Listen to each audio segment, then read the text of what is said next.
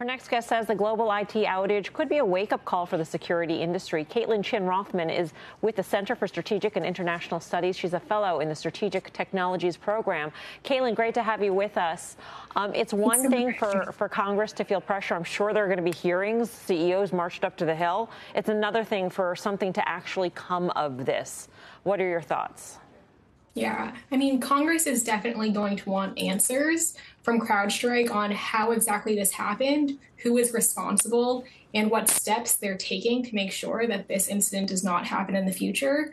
We've also seen talk from the executive agencies as well. Federal Trade Commission Chair Lina Khan has suggested that concentration in the cloud computing industry has created single points of failure that could potentially lead to incidents like this. However, we have to remember that in Washington, D.C., regulation moves really slow. So even though there is a lot of initial confusion, a lot of initial outrage over what has happened today, it remains to be seen whether it'll lead to long-term regulatory change. So ultimately, you think that if anything is to be done, it will be an endeavor taken on probably by private industry? Historically, Congress has left the runnings of technology company to the private sector. It's avoided creating very restrictive regulations in order to promote innovation in cybersecurity, innovation in technology. I think that I think it'll be very difficult for Congress to change that path. However, it is still possible that Congress could increase pressure on CEOs, including CrowdStrike, to be responsible for how their products work and how they affect not only the economy, but also society and especially individual voters. Caitlin, thanks for joining us. And your title and the post you sit at certainly gets to the heart of the matter, strategic technologies. And it may not be about CrowdStrike today. It may be the fact that Microsoft is 74% of the operating systems. And what does Washington do to think about how, we all just realized we went through the disruptions and where they hit people across the board. But the reality is we've never had more concentration risk in the hand of 4 or 5 companies. Does this change anything? It's not going to happen overnight. But again, Microsoft's dominance here. It's great to talk about CrowdStrike, and it is dominant relative to peers in a consolidating industry, but still very early. Microsoft, nobody's close.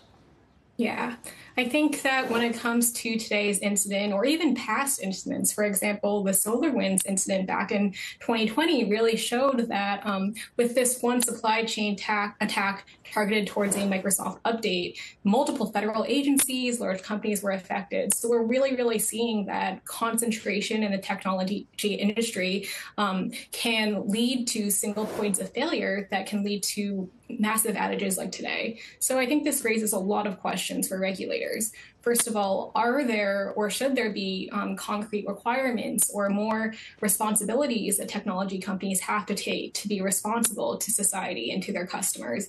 And then second, what are the effects of market concentration?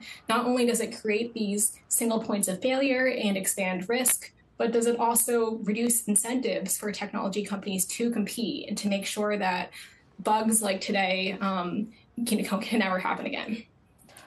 Caitlin, do you think that the fact that this is sort of a self-inflicted tech outage, I mean, yes, it's the biggest in history, versus a cyber attack, does that change at all the policy response to this issue at all? I mean, to me, it underscores the vulnerability that we have regardless of what kind of attack or where it came from. I mean, the bad guys are probably looking at this thinking, that's a great way to bring the system down. Yeah, it definitely increases the chaos, I think, the fact that this is self-inflicted. Even with cyber attacks, though, we've still seen Congress and lawmakers look to companies and say, okay, how can you shore up your cyber defenses? How can you make sure that this doesn't happen in the future? So I definitely think that lawmakers are going to take time to look at the facts, and I'm sure we'll see more information emerge in upcoming weeks about how exactly this happened. Was there some sort of failure that could have been avoided? Was there anything that CrowdStrike could have done better to make sure that today's incident, wouldn't have happened? So I definitely think that depending on the facts of this incident, and I'm sure we'll learn more in the future, lawmakers will be. I think lawmakers will be very interested in how CrowdStrike, or any technology company really, can make sure that single software updates won't cause global chaos and global disruption in the future.